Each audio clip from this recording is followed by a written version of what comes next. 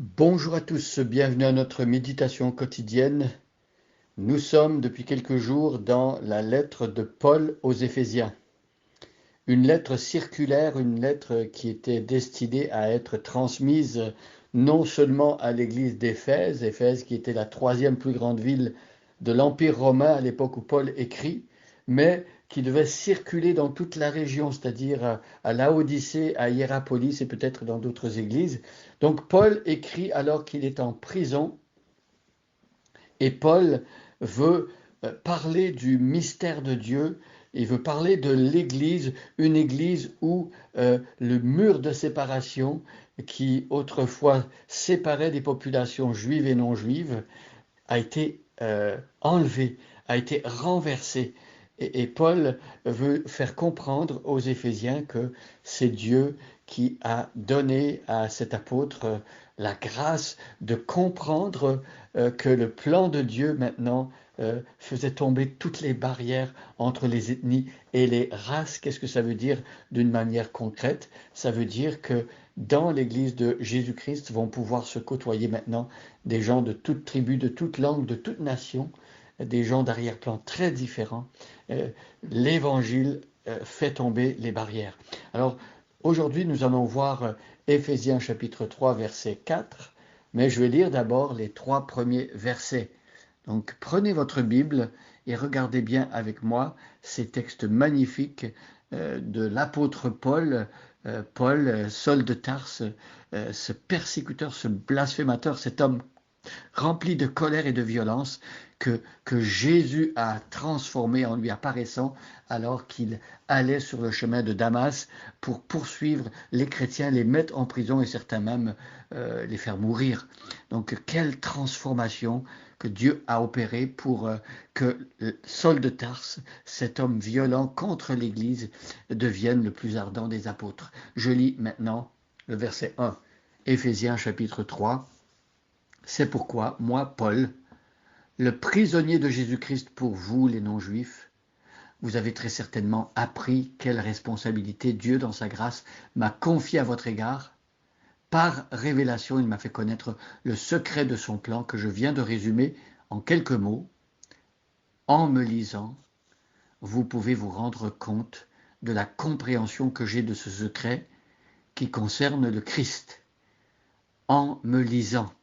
Alors Paul écrit pour que ceux qui allaient avoir la lettre entre les mains puissent la lire en me lisant.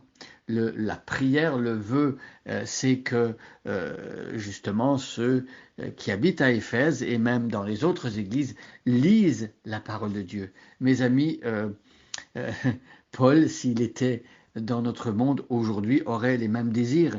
Et tout pasteur, tout serviteur de Dieu, tout chrétien qui a à cœur d'enseigner et de modeler la vérité pour les autres chrétiens autour de lui, vous diront la même chose. La croissance spirituelle passe par une lecture régulière de la parole de Dieu, en me lisant lire les écrits des apôtres, parce que les écrits des apôtres forment le fondement de notre foi avec comme pierre angulaire Jésus-Christ lui-même. Donc notre foi est construite sur la foi des apôtres. Nous croyons dans ce que les apôtres inspirés nous ont légué. Donc en me lisant, l'apôtre Paul donc, qui avait écrit, vous pouvez vous rendre compte. Paul a confiance que lorsque les chrétiens d'Éphèse, et même aujourd'hui lorsque nous lisons les écrits de l'apôtre Paul, Paul a confiance que en lisant, il y a quelque chose qui va se passer dans notre esprit. Nous allons nous rendre compte de certaines choses. Il y a une lumière qui va s'allumer et il y a une ouverture aux réalités spirituelles qui va s'opérer. Vous pouvez vous rendre compte de la compréhension que j'ai de ce secret.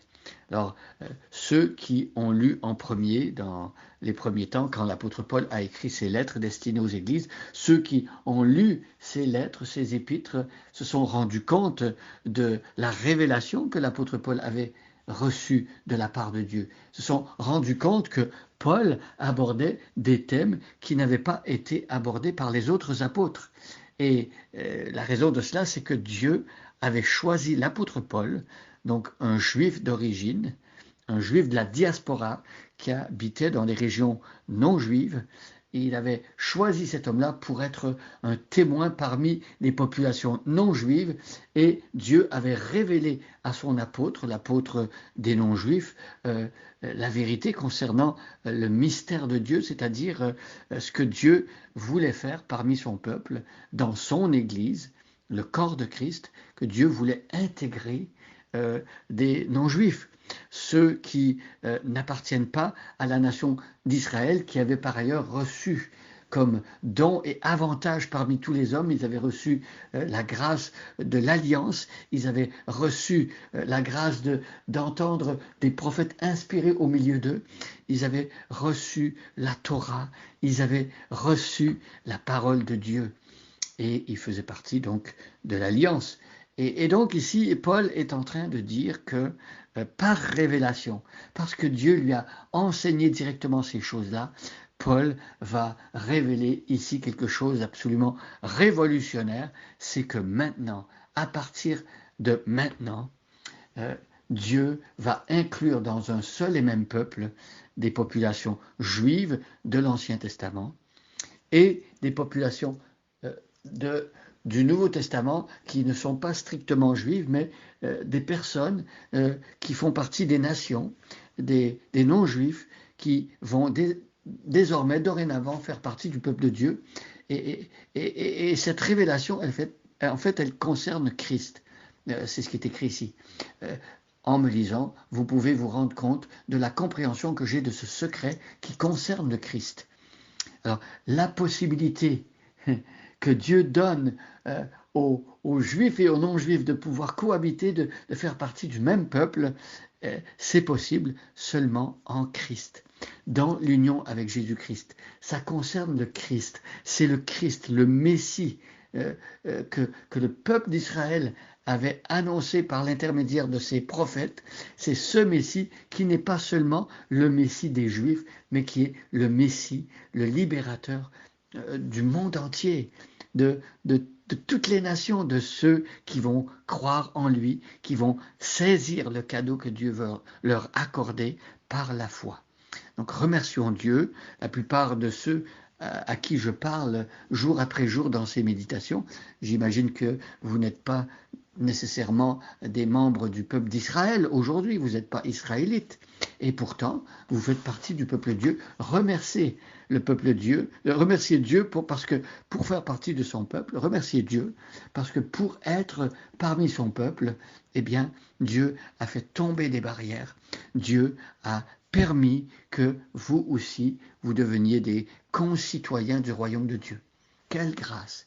Seigneur, merci beaucoup parce que c'est toi qui nous as accordé la grâce de faire partie de ton peuple par Jésus-Christ. Merci parce qu'aujourd'hui, nous avons comme frères et sœurs des personnes qui viennent des quatre coins de l'horizon et aussi des membres du peuple juif qui ont accepté de croire en leur Messie. Merci beaucoup Seigneur parce que tu as fait cela.